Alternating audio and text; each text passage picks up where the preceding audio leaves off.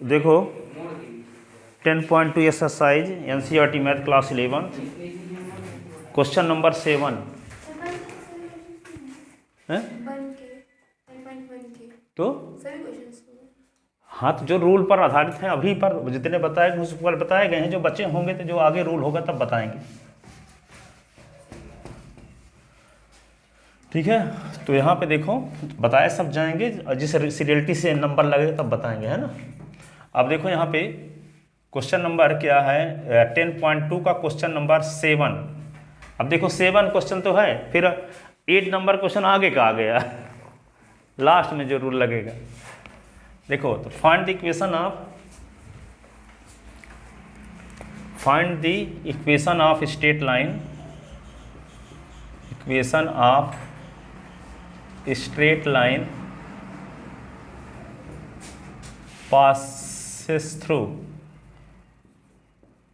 passes through कहाँ से पास होती हैं, -1 1 एंड -1 1 एंड 2 -4। ठीक है, ये 7 नंबर क्वेश्चन है। तो गिवन 2 पॉइंट, एक पॉइंट का नाम क्या है, AX1Y1, जिसका कोऑर्डिनेट क्या है -1 2 1, और दूसरा क्या दिया है B, जिसको डिनोट कर लेते हैं S2/2 से 2 -4। ठीक है, then we have to find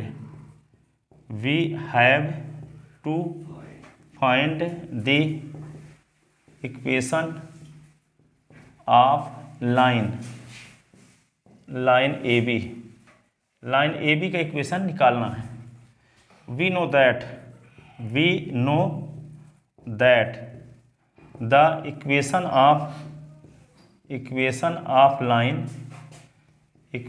of line passing through the point X1/1 and X2/2 B क्या होता है, y-y1/2 अपॉन S2 -x1। ये प्रूव किए हैं ना एक दिन, 2 पॉइंट से पास होने वाली लाइन की इक्वेशन। ठीक है, तो y-y1 के स्थान पे क्या लिख दोगे, y1 के स्थान पे 1, y2 -y1 तो -4 -1, S2 -x1 तो 2 -1, x -x1 की वैल्यू क्या है -1। ऐसे तो y-1 तो क्या लिखेंगे -5/3, ये होगा s+1, तो ये क्या होगा 3y -3 is equal to -5x और -5। तो ये क्या होगा, दिस इम्प्लाइज 5x + 3y -3 और +5 इज इक्वल टू 0। तो क्या आ गया 5x + 3y -2 is equal to 0। This is equation of required line. This is equation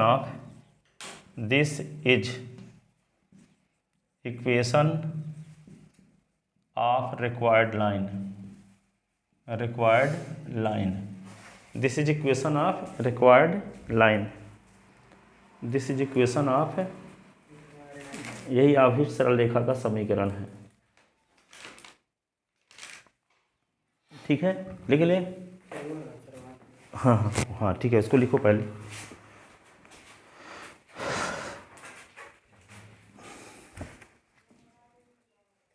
देखो अगला question,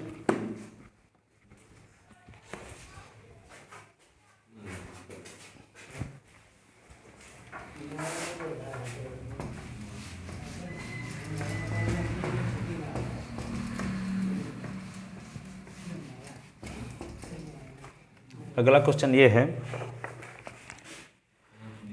find the slope of, देखो एनसीईआरटी का है, अभी एड्रेस हमको पता नहीं है पर है, find the slope of line passing through the mid point,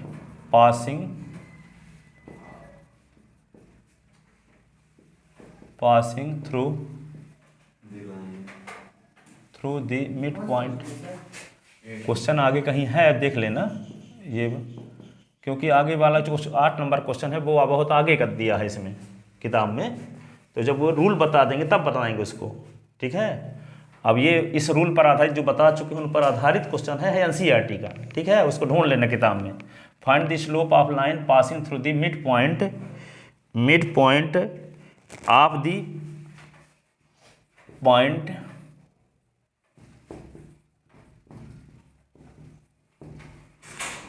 of the point joining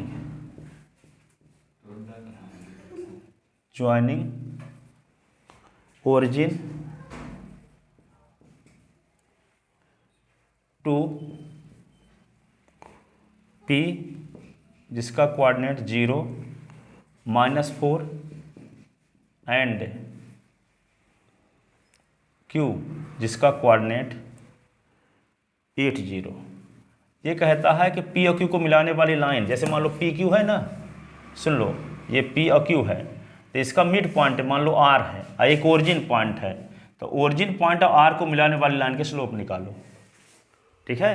तो यहाँ मिड पॉइंट का फार्मूला भी लगेगा, S1 + S2/2 y1 + y2/2, ठीक है। तो यहाँ P का कोऑर्डिनेट आपको क्या दिया है, S1 y1 के स्थान पे आपको दिया है क्या, 0 और -4। Q का कोऑर्डिनेट क्या दिया है, S2/2 के स्थान पे यहाँ पे क्या होगा, 8, 0, ठीक है। और ओरिजिन पॉइंट का कोऑर्डिनेट आप जानते हैं, ठीक है। तो यहाँ पे ये लिख लो, तो गिवन 2 पॉइंट, एक है P जिसका कोऑर्डिनेट है 0, -4, जिसको डिनोट कर दिए S1 y1 से, दूसरा है Q जिसका कोऑर्डिनेट है 8, 0, जिसको हम डिनोट कर लिए किससे, S2/2 से, बंद कर दो उसको, ठीक है। Then we have to find the slope of line OR, slope of line OR, ठीक है। जब where R is mid point of PQ, where R is equal to क्या है, मिड पॉइंट ऑफ PQ। तो R is equal to PQ का mid point क्या होता है, S1 + S2/2 और कामा y1 + y2/2, ठीक है। तो R का कोऑर्डिनेट S1 के स्थान पे क्या लिख देते हैं, S1 के स्थान पे 0 लिखेंगे, तो 0 + 8/2 और यहाँ -4 + 0/2, ठीक है। R इज इक्वल टू 8/2 और ये क्या है, -4/2, तो 2 लिखेंगे, ये कट जाएगा, तो क्या आ जाएगा, R का कोऑर्डिनेट 4 - 2, ये आंसर होगा, ठीक है। अगला एनसीईआरटी क्वेश्चन देखो, क्वेश्चन हम लिखे देते हैं, उनका एड्रेस लिखने की जरूरत नहीं है कि आप प्रस्तुत क्वेश्चन हमारी पाठ्य पुस्तक मैथ के अध्याय सरल रेखा नामक पाठ से लिया गया है, इसके रचयिता मुंशी प्रेमचंद जी, ये लिखने की जरूरत थोड़ी है। क्वेश्चन लिखो, उसका सलूशन लिखो, क्वेश्चन तो लिख देते हैं, ठीक है। तो ये आपको प्रसंग संदर्भ लिखने की जरूरत नहीं है क्वेश्चनों में, इसलिए जिस रूल पर आधारित जो क्वेश्चन एनसीईआरटी का जहाँ का हो, कुछ क्वेश्चन मिसलिनियस में दिए हैं मान लो, और वे जिस रूल के अंतर्गत सेट होते हैं वहाँ हम बताएंगे, ठीक है।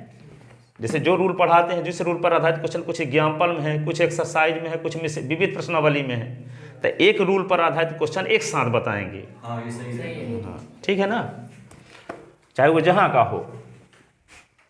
अगला क्वेश्चन देखो, find the value of x, find the value of x। इससे आपसे मैथ बनेगी नहीं, तो आपको बहुत डाउट रहेगा, बनेगा भी कुछ नहीं। Find the value of x for which the point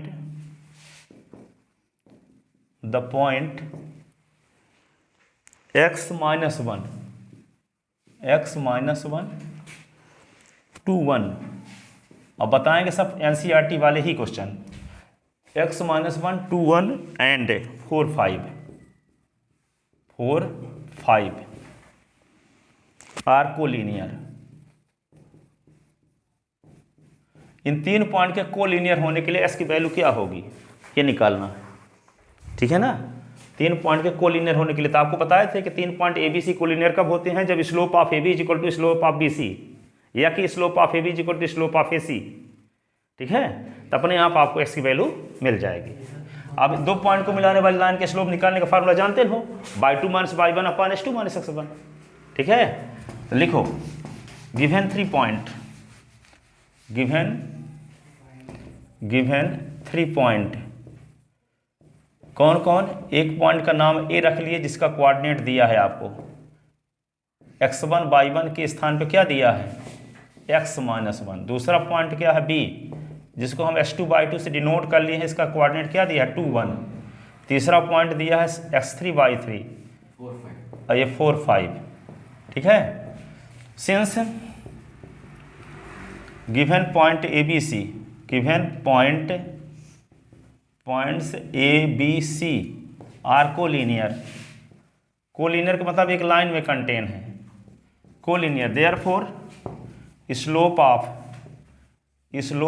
A B is equal to slope of B C, slope of B C. A B के स्लोप कैसे निकालते हैं, y2 minus y1 upon s2 minus s1।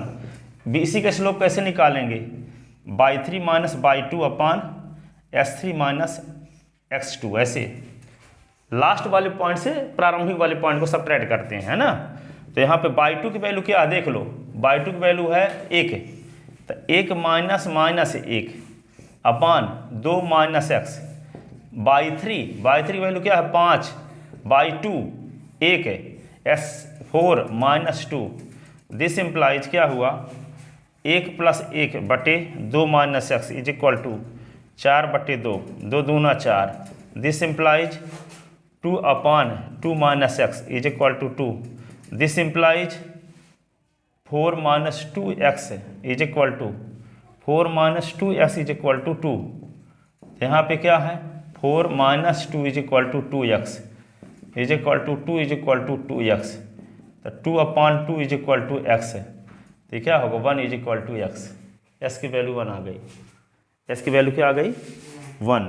तो तीनों point के collinear होने के लिए s की वैल्यू क्या होनी चाहिए, 1 होनी चाहिए। ठीक है, अगला क्वेश्चन देखो, लिख लो इसको।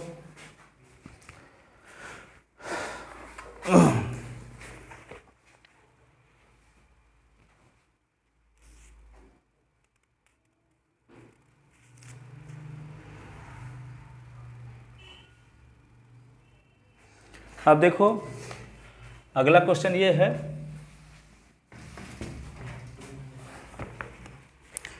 The line joining the point, the line joining, ये सब क्वेश्चन एनसीईआरटी वाले हैं।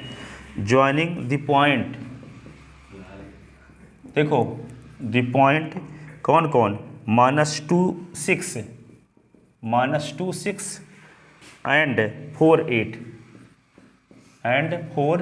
8 is perpendicular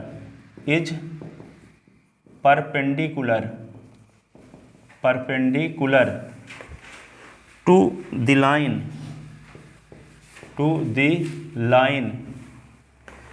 joining the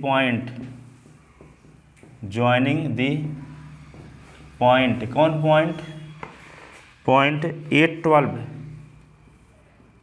12 and x 24, x, 24।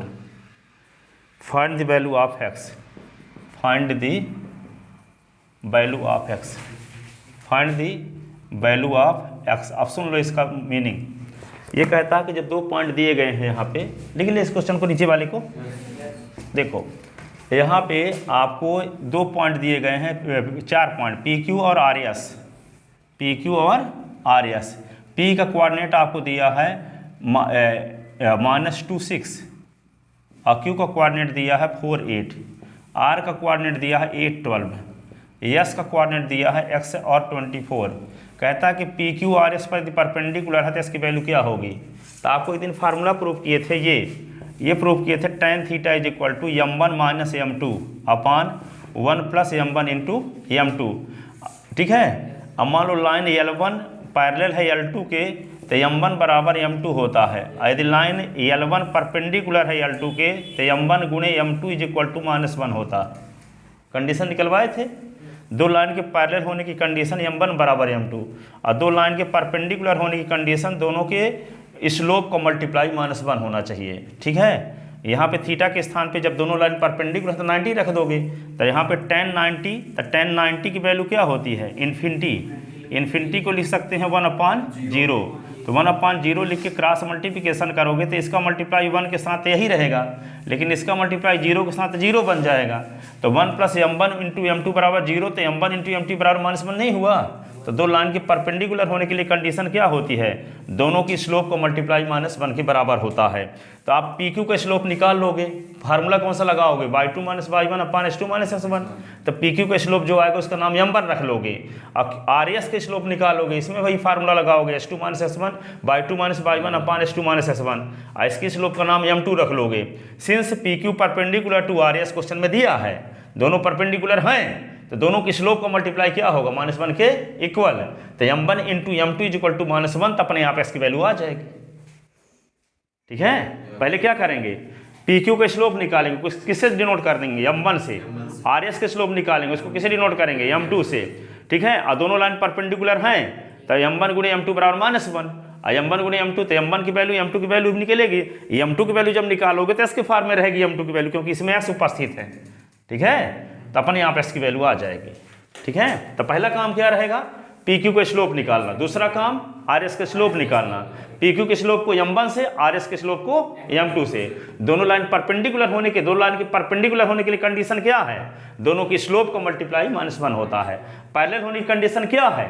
दोनों की स्लोप बराबर होती है, m1 बराबर m2। ठीक है ना, तो दो लाइन के पैरेलल होने की कंडीशन है m1 बराबर m2, और परपेंडिकुलर होने की कंडीशन है m1 × m2 is equal to -1। ये मैथ कॉलम में भी हमेशा आता है। ठीक है ना, तो देखो आगे, गिवन 4 पॉइंट, एक पॉइंट का नाम क्या है? P, जिसका कोऑर्डिनेट -2 6, दूसरे का नाम Q, जिसका कोऑर्डिनेट 8 12, R का कोऑर्डिनेट क्या है? 4 8। Q का कोऑर्डिनेट है ना, R का कोऑर्डिनेट है 8 12, और S का कोऑर्डिनेट क्या है? X और 24। एंड ये भी पता है आपको, PQ perpendicular to RS, then we have to find the value of x, find the value of x। ठीक है, तो क्या करेंगे? पहले स्लोप ऑफ PQ, फार्मूला क्या है? y2 - y1 / s2 - s1। ये होगा s1/1 और ये होगा s2/2।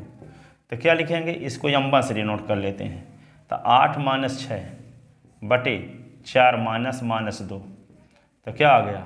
8 से 6 निकालोगे तो 2 आएगा, और ये 4 2 6 हो जाएगा, तो 1/3 आ गया। अब क्या निकालेंगे? स्लोप ऑफ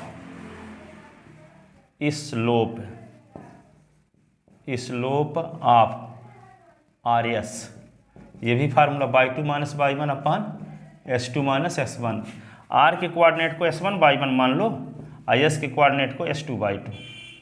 ठीक है, तो यहाँ पे क्या होगा? 24 - 12, इसमें क्या लिखेंगे? x - 8, इसको दर्शा लेते हैं m2 से, तो m2 इज इक्वल टू 24 से 12 निकला तो 12/s - 8, ये हुआ। ठीक है, अब क्या करेंगे? सिंस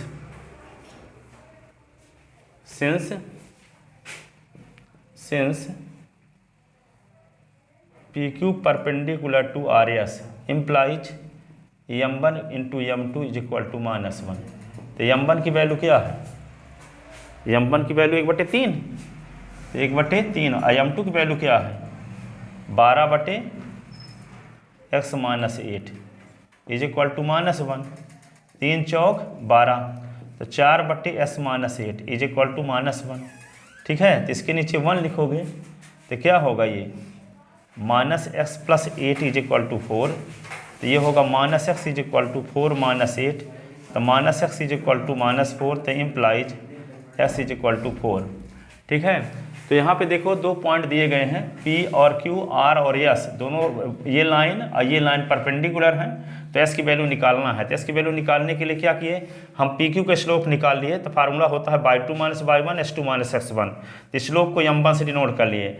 RS का स्लोप निकाल लिए, तो RS का स्लोप निकालने इसको यहाँ भी फार्मूला लगाएंगे y2 minus y1 upon S2 minus s1, और यहाँ पे RS का कोऑर्डिनेट दिया गया है आपको, तो इसको S1 y1 मान लेंगे, S को S2 y2 मान लेंगे, और यहाँ RS के स्लोप को डिनोट कर लेते हैं m2 से, तो यहाँ पे ये आ गया। अब आपको ये कहता है कि PQ और RS परपेंडिकुलर हैं, तो जब PQ और RS परपेंडिकुलर हैं तो कल फार्मूला प्रूव किए थे, दोनों की स्लोप को मल्टीप्लाई -1 होता है, और पैरेलल होने के लिए दोनों की स्लोप समान होता है। ठीक है, तो यहाँ पे m1 गुणे m2 की वैल्यू रख दिए, तो m1 गुणे m2 की वैल्यू रखे तो इसकी वैल्यू क्या आ गई 4।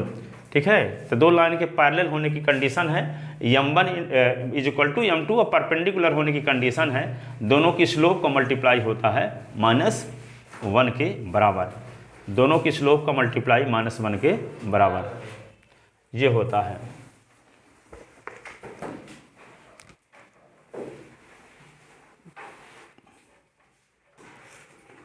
लिख लेना इसको।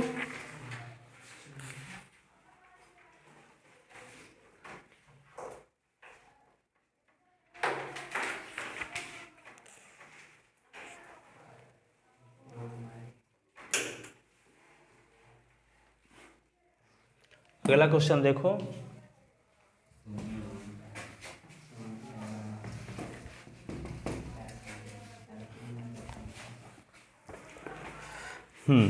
reduce the equation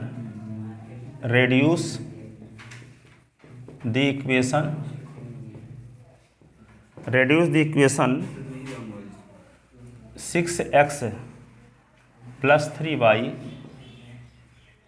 minus 5 is equal to 0 into slope intercept form, into slope intercept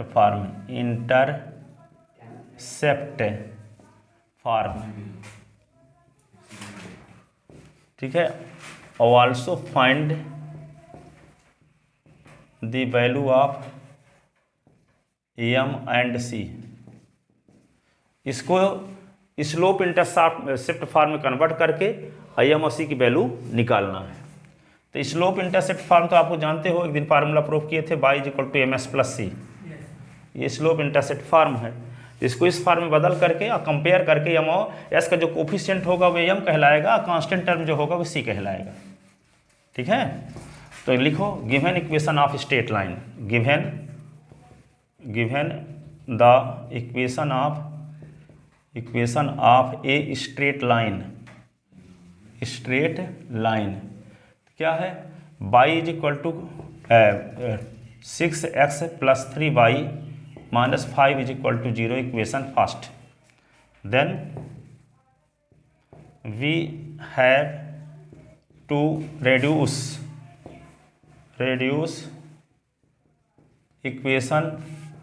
equation first into slope intercept form, also find the value of m and c। ठीक है, फॉर इसके लिए क्या करेंगे, 3y इज इक्वल टू क्या निकालते हैं equation first से, -6x प्लस 5 ऐसे होगा, तो y इज इक्वल टू क्या हो जाएगा, -6/3x और 5/3, तो y इज इक्वल टू क्या होगा, 3 2 जा, तो -2x प्लस 5/3, और ये इक्वेशन सेकंड आ गया। तो compare equation second with compare equation second with, इससे कंपेयर करेंगे y is equal to mx plus C, we get, तो m का कोफिशिएंट क्या है, m का x का कोफिशिएंट m है, यहाँ s का कोफिशिएंट क्या है -2, तो m इज इक्वल टू क्या आ गया -2। ठीक है, और c इज इक्वल टू क्या हो गया 5/2। ठीक है।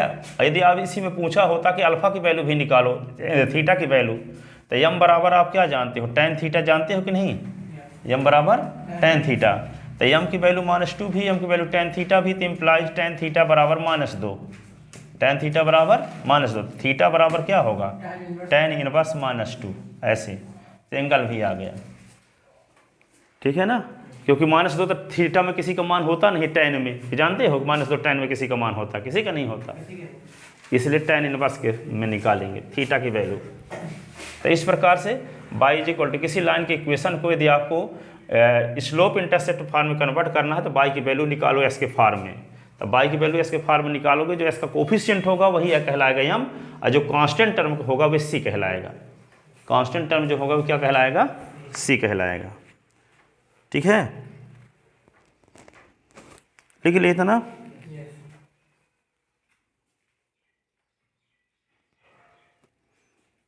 अगला क्वेश्चन देखो,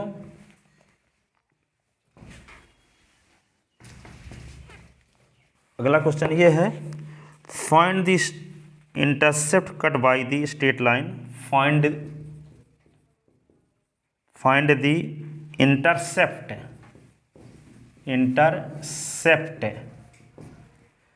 cut by the straight line, cut by the straight line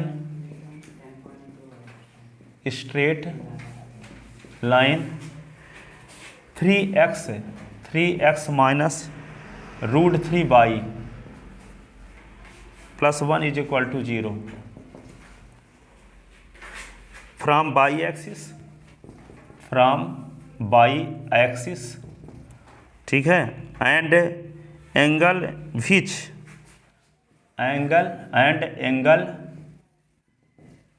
which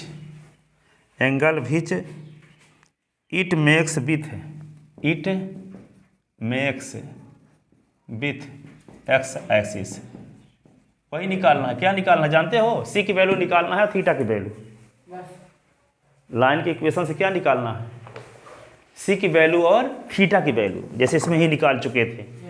तो क्या करना होगा, पहले y equal to ms plus c के फॉर्म में कन्वर्ट करेंगे, यम और c की वैल्यू निकाल लेंगे, और फिर यम बराबर टैन थीटा कर देंगे, तो टैन थीटा की वैल्यू अपने आप आ जाएगी, जैसे यहाँ आई है। और थीटा ही क्या है, लाइन के द्वारा x एक्सिस से बनाया गया एंगल है, ठीक है। और c की जो वैल्यू है लाइन के द्वारा, जैसे मान लो लाइन y एक्सिस को जहाँ काटती है, तो ओरिजिन से यहाँ तक की डिस्टेंस को ही तो c से डिनोट करते हैं। ये लाइन देखो, ये लाइन y एक्सिस को जहाँ काटती है, तो ओरिजिन पॉइंट से कटान बिंदु तक की डिस्टेंस है c, ठीक है। और ये लाइन x एक्सिस के साथ जो एंगल बनाती है, उस एंगल का टेंजेंट है यम।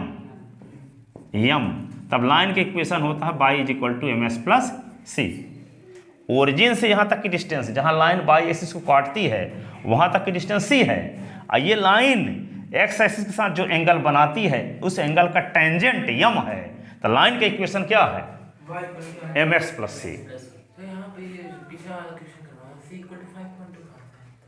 5.3 है ये, कंपेयर जब करोगे तो y is equal to ms plus c से कंपेयर करोगे, तो जो s का कोफिशिएंट है वो यम कहलाएगा, जो कांस्टेंट टर्म है वो c कहलाएगा, ठीक है ना। तो देखो आगे, अभी सेकंड नंबर क्वेश्चन इस टाइप का है, ठीक है। Given the equation of a straight line,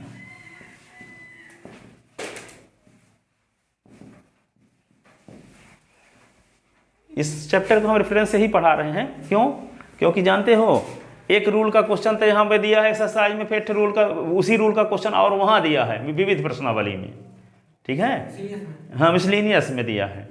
तो हम ये चाहते हैं कि एक रूल के क्वेश्चन एक साथ हो, चाहे वो एग्जाम्पल में लगा हो, चाहे एक्सरसाइज में लगा हो, ठीक है। तो उससे आपकी प्रैक्टिस अच्छे से होगी, और उससे कुछ संबंधित कुछ एक्स्ट्रा क्वेश्चन भी बता देंगे। और वैसे आपके इस प्रकार एनसीईआरटी से पढ़ाएंगे तो हमको तो पढ़ाने में दिक्कत नहीं जाएगी, उससे सब बनता है, परंतु आपको पढ़ने में दिक्कत जाएगी, आपको डाउटे क्लियर नहीं हो पाएगा, हैं। अब पता चला कि 8 क्वेश्चन 7 नंबर क्वेश्चन बताए ना, 8 नंबर क्वेश्चन लास्ट का दिया है, equation of line in normal form वाला, अभी चल रहा है इंटरसेप्ट फॉर्म वाला, वहाँ पे आप इक्वेशन आप 2 बार लिखते हैं और समझ गए हो हाँ लिख लो, दो एक बार लिखना, बताओ भावनाओं को समझा करो। कहना आप स्ट्रेट लाइन। तो चलो देखो, तो 3x माइनस √3y प्लस 1 बताएंगे सब क्वेश्चन एनसीईआरटी वाले ही, पर जिस जो रूल के तहत आएगा जो क्वेश्चन है ना।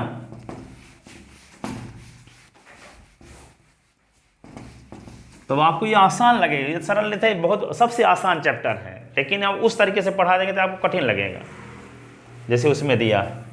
ठीक है, तो 3x minus √3y plus 1 is equal to 0। ठीक है, तो क्या करेगा, y की वैल्यू निकाल लो। ठीक है, तो इसका कोफिशिएंट मिलेगा, इसका जो कोफिशिएंट होगा वही हम कहलाएगा, कांस्टेंट टर्म क्या कहलाएगा, c। तो निकालते हैं, यहाँ पे माइनस √3y लिखो is equal to minus 3x minus 1। ठीक है, माइनस को मल्टीप्लाई कर दो, तो √3y is equal to 3s plus 1।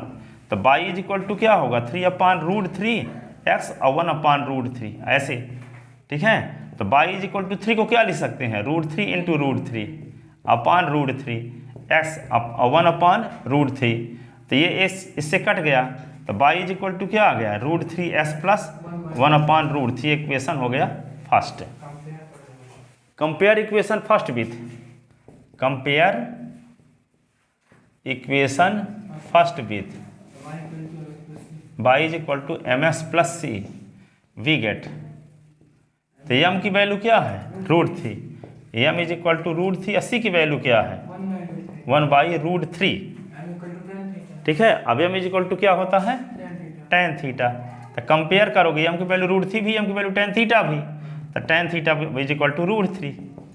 ठीक है, तो tan theta is equal to √3, tan में वैल्यू हम जानते हैं, -2 कल ही जानते थे, तो इनवर्स के रूप में निकाले थे, लेकिन यहाँ √3 का जानते हैं, tan में किसकी वैल्यू होती है, tan 60 की। तो क्या लिख देंगे यहाँ tan 60, तो थीटा इज इक्वल टू क्या आ गया 60। 60 को क्या लिख सकते हैं, π/3, 60 इंटू π/180, 63 जा तो π/3 रेडियन, π/3 रेडियन। ठीक है,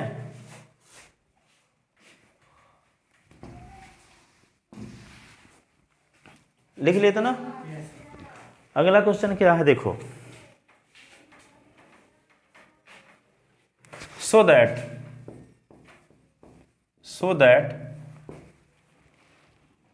the line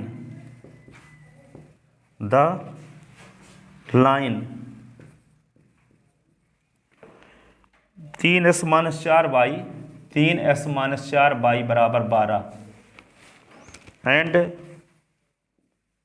4x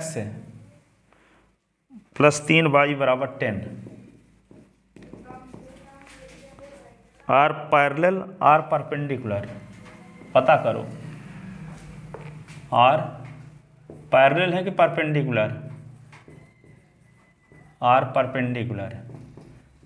तो आपको बताए थे, क्या बताए थे कि m1 बराबर m2 आ गया तो पैरेलल, और m1 m2 को मल्टीप्लाई -1 आ गया तो परपेंडिकुलर। ठीक है, जैसे एक दिन आए थे आप लोग, लगता है आए नहीं थे आप, कभी कभी तो आ जाते हो आप, मैथ में 100 ला सकते हो, पर रोज़ ट्यूशन के टाइम पहुंचने की कोशिश करो आप। ठीक है, नहीं तो बहुत दिक्कत जाएगी आगे, सब लॉजिकल चीज़ें हैं, आप छूट जाता है। वहाँ पे बोल दिया करो कि हम इस टाइम में हम मैथ पढ़ने जाते हैं, वहाँ छुपाओगे कब तक। ठीक है, फिर क्या प्रीतम सर न पढ़ाते हैं, प्रीतम सर, तो ये नहीं है कि आप बता दोगे तो ये नहीं है। प्रीतम सर लोग अभी आए हैं, नए नए लोग हैं। प्रीतम सर जब आए हैं तब जिस हायर सेकेंडरी स्कूल हुई थी, तो सबसे पहले सृष्टा गुप्ता बत्सला लोग ये सब पढ़ते थे यहाँ पे गणेश स्कूल में। ठीक है, गणेश में पढ़ाते हैं कि मारिसन पढ़ाते हैं, अच्छा मारिसन में पढ़ाते हैं। ठीक है, तो आप वो पहले 2500 से किताब ले करके पढ़ाते थे लड़कों को, पता नहीं कहाँ कहाँ के निकाल के। ठीक है, शुरू में वैसे भी अभी पढ़ाते होंगे कि नहीं, कौन कौन राइटर की, अभी एनसीईआरटी पढ़ाने लगे।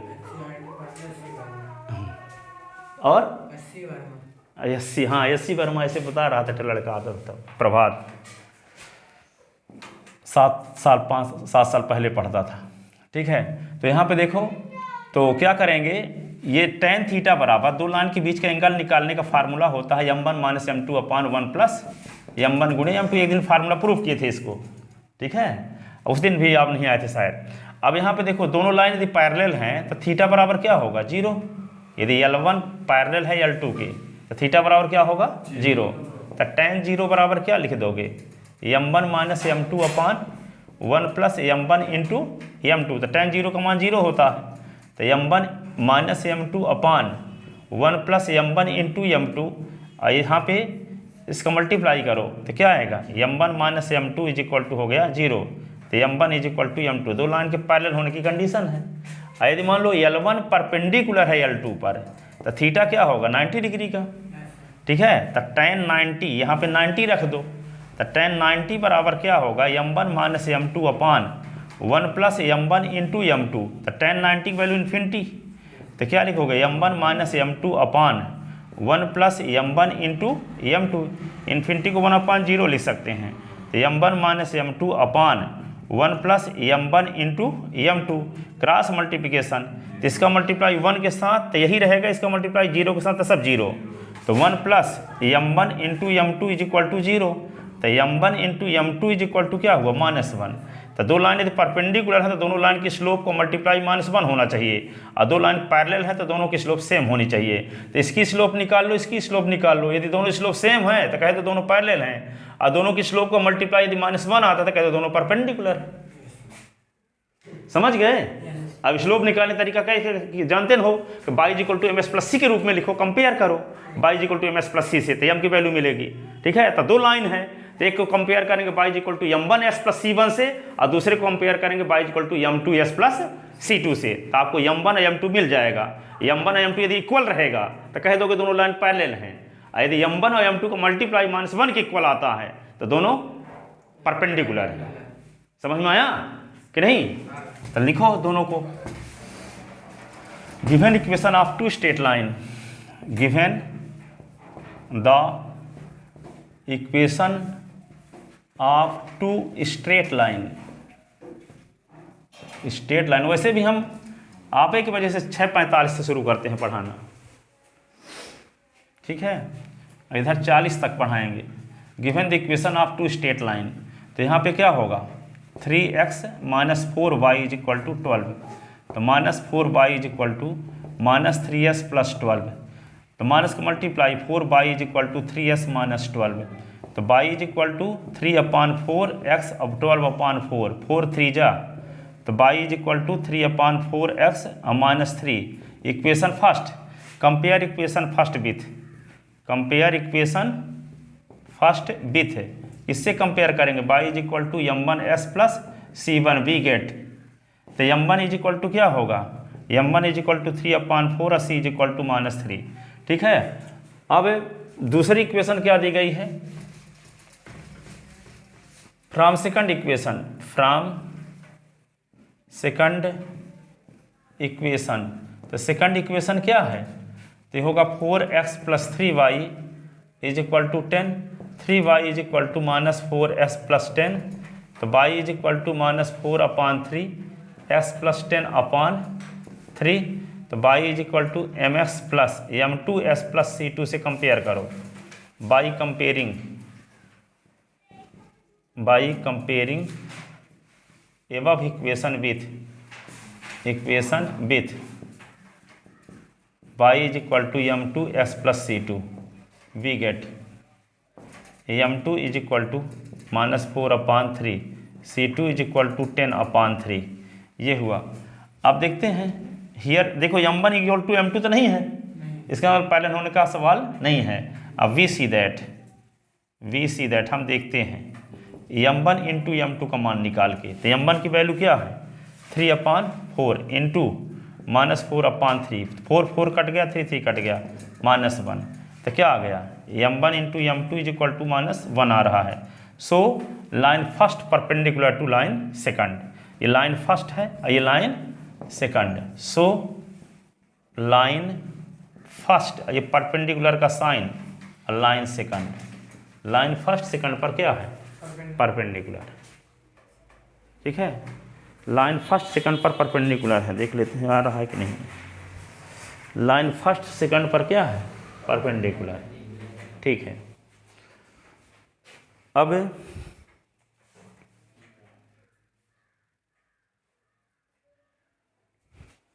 एक और क्वेश्चन देखो,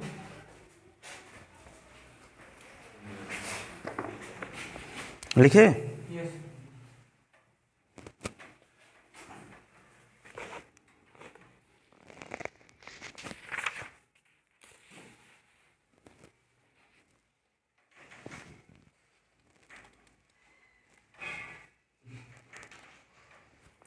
अब अगला क्वेश्चन ये है, if line 7x minus 5y is equal to 12 and 5x plus py is equal to 4 are perpendicular, then find the value of p,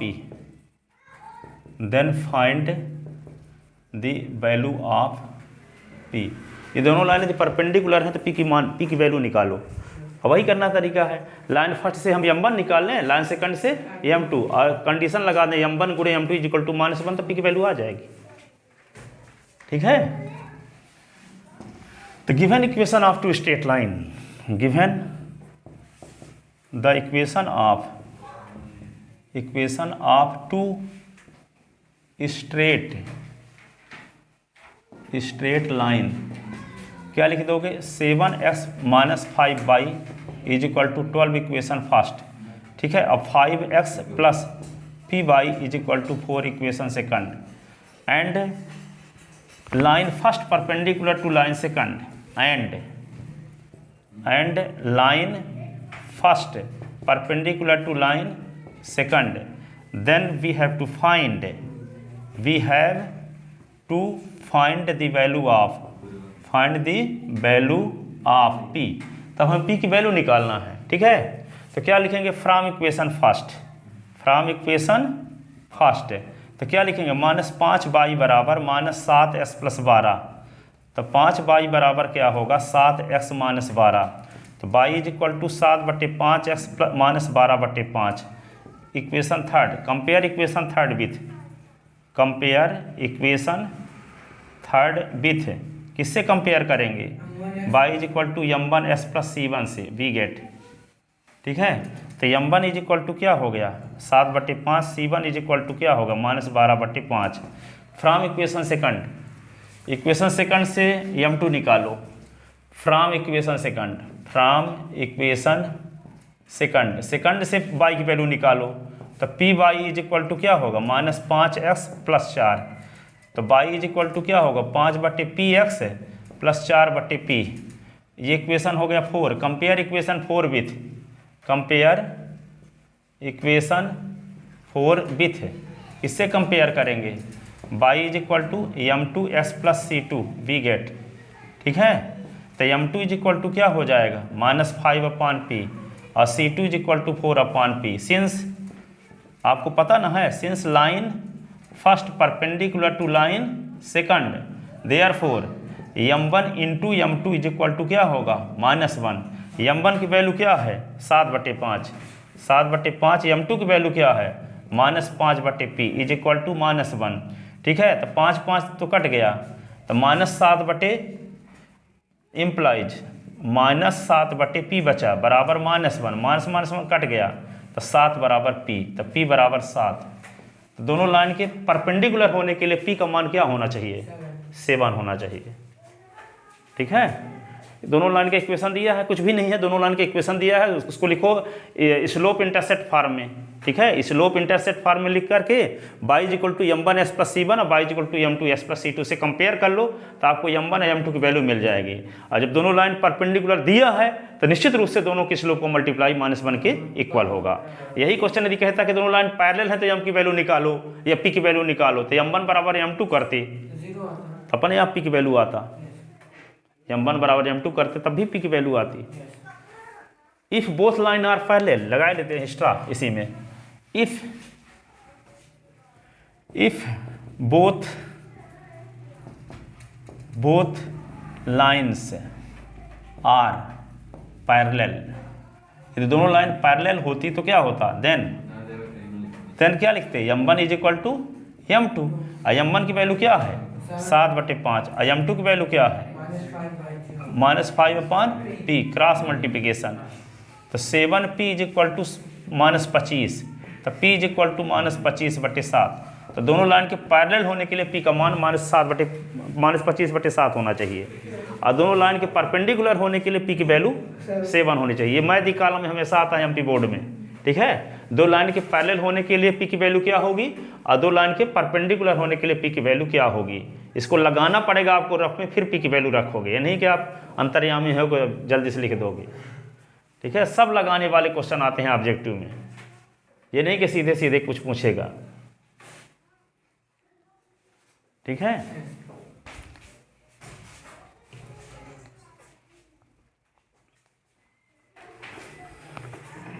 लिख लेते ना लास्ट की दो लाइन।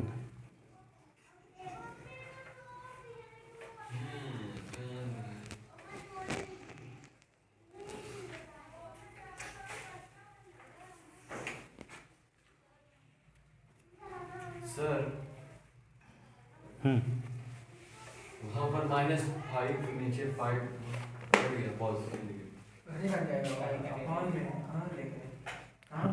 5 कट गया, 7 के गुणा मान तो -7, तो -7/p बराबर -1, तो माइनस कट गया, ठीक है। तो p एक कम p, तो p बराबर 7।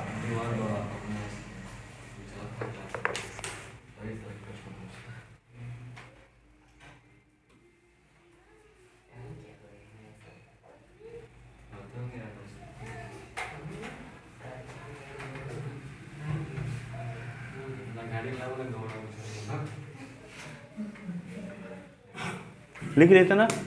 एक छोटा सा क्वेश्चन और देखो,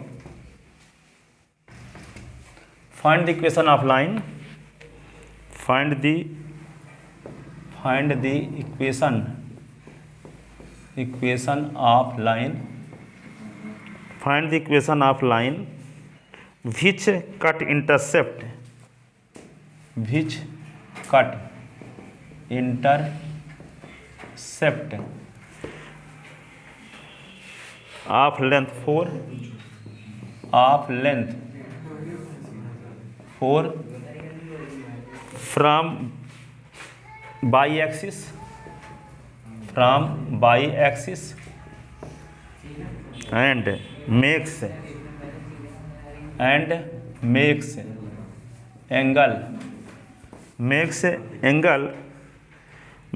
angle 30 with x-axis, ठीक है।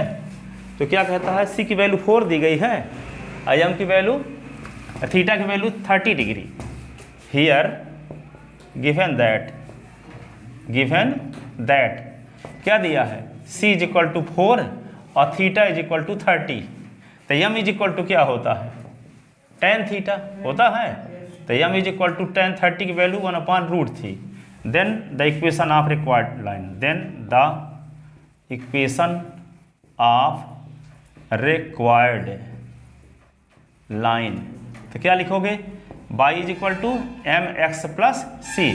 y is equal to m की वैल्यू क्या है 1/√3s और c की वैल्यू क्या 4, ठीक है। अब यहाँ पे क्या करोगे, इसके नीचे 1 LCM, तो LCM क्या हुआ √3, तो s प्लस 4√3, तो √3 को इधर ले आओ, तो √3 y is equal to s plus 4√3, तो ये होगा √3 y - x is equal to 4√3, ठीक है। तो -s plus √3 y is equal to 4√3।